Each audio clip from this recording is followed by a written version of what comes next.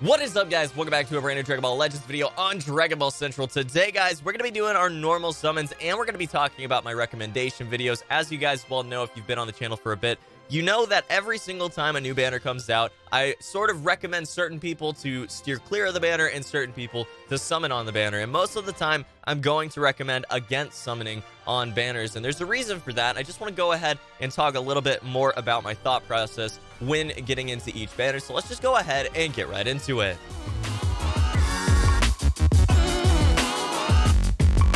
So I went ahead and just did a summon and my capture card glitched out. You know, just your daily occurrence of losing footage because garbage capture card. With that said, looks like we're starting things off with another 5 Potter, man. Hey, it's base form. I could care less, dude. 5 Potter guaranteed extreme or above. We will absolutely take it.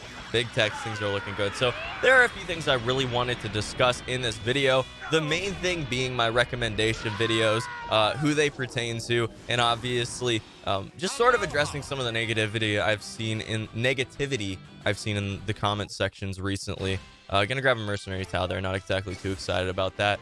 I hope that they do make a better version of him at some point, but right now, you know, whatever. Extreme or above guaranteed right now. So as far as my recommendation videos are concerned, obviously most banners will not be worth summoning on, okay? Most banners are going to feature something that's, you know, better than what we already have, but most banners should not be summoned on by your average normal player. You know, the dude that's free to play that just grinds out the chrono crystals. Wow, fantastic summon there. DKP extreme, not bad, man. Have not pulled him yet, so I'm actually super hyped about that one. So we're gonna go ahead and do our ticket multi right now in the master pack, but most summons are not worth doing, okay? You know, you're gonna have your dailies. Obviously everyone should always be doing their dailies on every single new banner. That goes without saying. You have a shot, you know, a 1 in 50 in most cases, you know, sometimes a 1 in 100 of getting a new, you know, powerful thing that you want, whoever it may be. You know, it's going to be powerful. It's going to be better than what you most likely have, you know. Synergy wise, sometimes they don't really pan out too well. Obviously with Deborah, we're seeing that kind of situation right now. And where like he has really good power level to him, and having the paralysis on strike is really fantastic. I believe it's on strike, but anyways, wow, fantastic. Extreme Bardock, hello, so many extremes.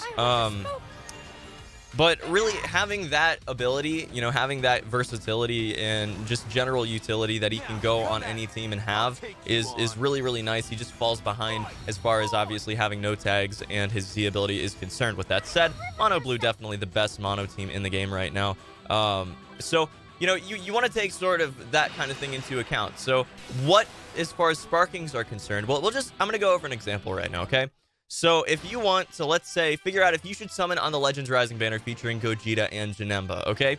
We're going to go to the Z power list. Do not go to featured characters. That's going to color your sort of perception of the banner, okay? You want to make sure that you have an okay shot at pulling something decent, okay? Notice that I'm not talking about the main units necessarily, because you only have a 2% chance. That's a 1 in 50 pull rate on average of getting one of the 2 main units that you're going to be looking for here. So obviously, in most cases, you cannot count on being too likely to get, you know, a brand new unit. With that said, the step up banner did give us a really good shot at pulling the new thing that we want, you know, with the Hercule and DKP banner. So I do think that there is a likelihood that we do see some banners that are going to be sort of attacked a little bit differently. You know, we're going to talk about them a little bit differently, but you have to figure out the quality of the surrounding banner, okay? Because most likely with, you know, a decent amount of summons, even if you've saved up, you know, let's say 5,000 chrono crystals, you're still not likely to have pulled the 2 things that you might want, okay?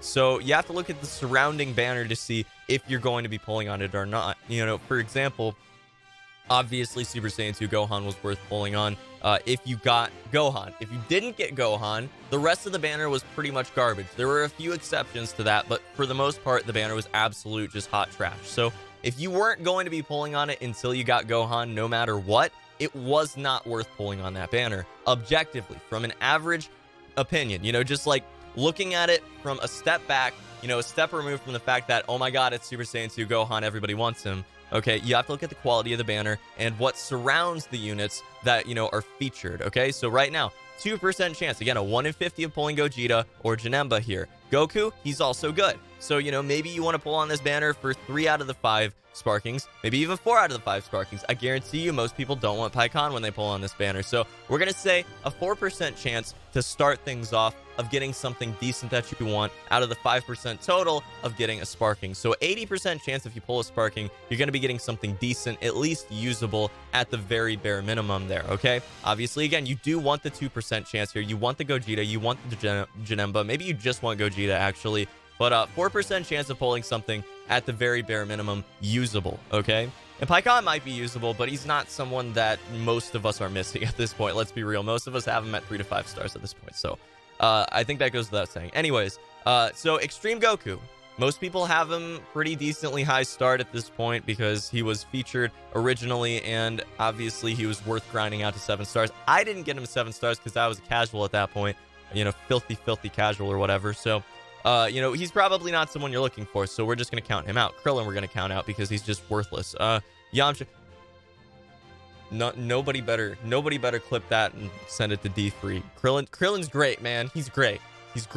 Anyways, back to what I was saying. So Yamcha's garbage, you know, Tien's garbage, Chaozu's garbage, Nappa, Piccolo, Vegeta's usable in some cases, Frieza's usable in some cases, Frieza's usable in some cases, Mercenary Tao garbage, Android, really good. Okay, so scrolling on through this, you go all the way to the bottom, you figure out how many of these you want, okay? How many of these extremes would you be good with? Because they are most likely, if you fall on the latter end of variance, or even on average, what you're going to be pulling before you do get, you know, a sparking. So, Kaba, obviously going to have some use later on down the line. So we got, we'll say, you know, 0.8, 1.6, 2.4, you know, 3.2, then we go to 4, then we go to 4.8, then we go to 5.6, and then we're going to obviously want both of these guys, so we'll go to 7.2, and then maybe we even things out at 8. You know, maybe you want one of these freezes as a support for a mono team, but they're not exactly the best, you know? So if you actually do the math here, you have about a 12% chance, you know, if you've just gone by what I've said here, of getting something decent that you'd be okay with. Okay, obviously, if you only got extremes from this banner, you would not be okay with that. Okay, when you're pulling, you want Gogeta, you want Janemba, you want one or the other. That goes without saying, I think. So that's going to be an upsetting experience, but you're not going to be out your chrono crystals if you don't get them. You have a chance, roughly a 12% chance, probably hovers from like 8 to 12%, depending on what you already have at a decent amount of stars, of getting something you're going to, at the very bare minimum, you know, be able to use. You're going to be okay with it, man. So all around, I think that that's very, very important to note here. I think that that's very important to take into account when you are looking at, you know, summoning on a given banner. You know, I also think that it's important to note that a lot of banners are not going to be like that. For example, you know, we have the Ultra Space Time summon number 6. You have to take some other things into account here, and this is where a lot of the criticism lied from my video that got a whole bunch of views for some odd reason, recommending against summoning on this banner right now. It's like people saw the title and then immediately jumped down to the comments. I'm not going to say everybody did that, but a lot of people did. So go over to the Z Power list. We'll actually look into this one. So obviously Gotenks is really good. You're going to want him. Majin Buu is really good. You're going to want him. Deborah's really good, despite obviously not having, you know, a clear-cut team other than a mono blue element team. He's still really good. So, you know, what you're looking at here is roughly a 3% chance to get something that's really good. Then, you know, Super Saiyan Trunks here. I don't know if you want him or not. Depends on what, you know, Z power you have of him already, what limit break you have him already. If you don't have him at all, you like running hybrid Saiyans, you're probably going to want him. So we'll make it just an estimate of 4% here on Sparkings, okay? Piccolo, like nobody wants him, okay? Now going to the extremes, we'll go from bottom to top here. Again, they've made it so it's a lot harder to get a specific extreme from given banners, so that's a little bit upsetting. But, you know, heroes, again, you can kind of just count out. You're probably not going to want any of them. So we'll say 0.8, we'll say 1.6, we'll say 2.4, we'll say 3.2, 4, 4.8, 5.6, 6.4, possibly still 5.6 if you have him maxed out from when he was around as a reward in PvP. We're probably going to include Frost as a support for Mono Blue, so we'll say 6.4 right there. Possibly one of these two guys, possibly not. So still around, you know, 6.4, 7.2, something like that. And scrolling on up, the next ones you're going to see are the two featured. So that brings us to roughly, again, like a 6 to 8% chance of pulling an extreme that you want, okay? So that puts us right around the 10% mark. Now, why did I still recommend going against this banner, not summoning on this banner? Mainly because we can buy Majin Buu. So that takes out, if you've got 25 bucks to throw down, you already maybe aren't a whale, but you spend maybe 20 to 25 bucks a month anyways on just a banner that you maybe really want something off of. You can already get Majin Buu. We thought it was going to be Deborah because obviously he didn't have a clear-cut meta team to go on.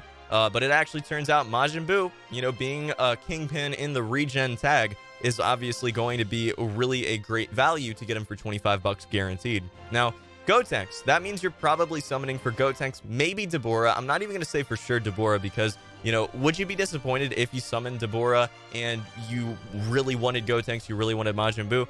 Probably. You probably would be. He's still usable. He's still really good. Kind of as just a one-off just because he's a good beat stick and he has good value because of his paralyzing arts card, but he's still going to be relatively disappointing if you summon for Gotenks. And we get 2 shots at getting a free sparking from this banner, guys. So we have 2 shots out of 1 in 5, okay? That means that about 36% of people that summon on both of those are going to be able to pull a given specific thing that they want, okay? So if you want Gotenks, you have a little bit over a 1 in 3 chance of pulling him with the 2 Ultra Ticket summons that we're going to have access to, okay? You have a 1 in 3 shot of pulling a Majin Buu good just from the Ultra Ticket summons for free, just for logging in, doing your dailies, and doing it free, totally for free. So I think that it goes without saying that you should wait unless you're someone like me who summoned on it because I want the early content. I don't want to wait 2 weeks,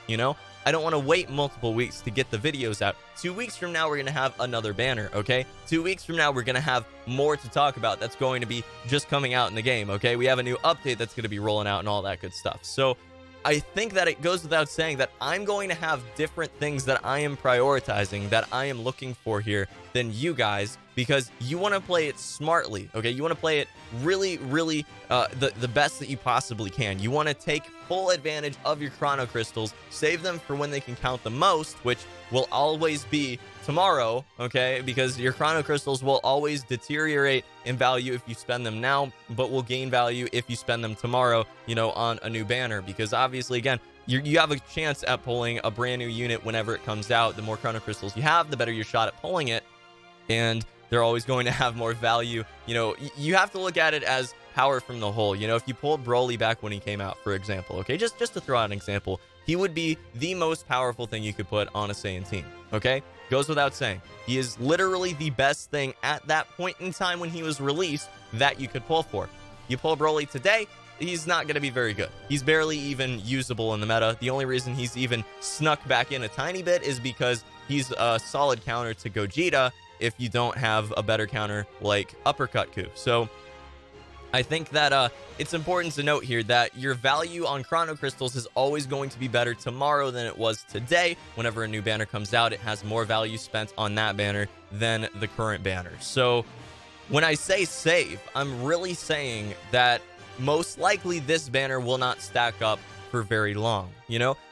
I'm saying that there's a chance at getting what you want for free, so you should wait and see if you get it for free before you go in on the banner. And obviously, again, you can make exceptions to this. You can make exceptions to this for things that you want. Again, was it smart for me to spend 20,000 Chrono Crystals on Super Saiyan 2 Gohan? No, it wasn't. It was real freaking dumb, dude, because he's already outclassed significantly by other teams. Is he still usable? Obviously. He's fantastic still. He has great stat lineup. He has great damage output. He has great C ability. He goes on one of the best teams in the game. Still really good. But was it worth it to spend 20,000 Chrono Crystals? No, there were other places where I could have gotten a lot more value just a month, down the line. So when I say save, I'm taking a lot of things into account, not just the current day, the current time when you can click summon on a few multis and possibly get the thing that you want. There's also going to be people that don't get the thing that they want. So I have to take into account both sides of the argument here. For every person like me that gets lucky 2 banners in a row, gets Gotenks in 1 multi, Gogeta in 1 multi, there's going to be some dude that spends 40,000 Chrono Crystals over 2 banners and doesn't get the thing that they want a single time. So You have to take everything into account. You have to take everything that will happen into account. And if there are things in the pipeline that are obviously going to be better than what we currently have, in this case, Majin Vegeta and Vegito, most likely right there in the pipeline, just, a month or so out, again, most likely. I'm thinking at least we're going to be getting him by, Vegito specifically, by the end of December as, a Christmas banner. And Majin Vegeta probably coming very, very soon as well. So, most likely, those two characters will be very, very good. They have the original Saiyan tag support. All around, going to be ridiculous, and then having fusion tag support as well, possibly with Vegito. If they don't give him the Potara tag, if he does have a fusion tag, then it'll be just ridiculous, man. So, just take everything into account when you're watching these videos. And again, if you have a favorite character that you want to be stupid about, like I was with Super Saiyan 2 Gohan, go for it.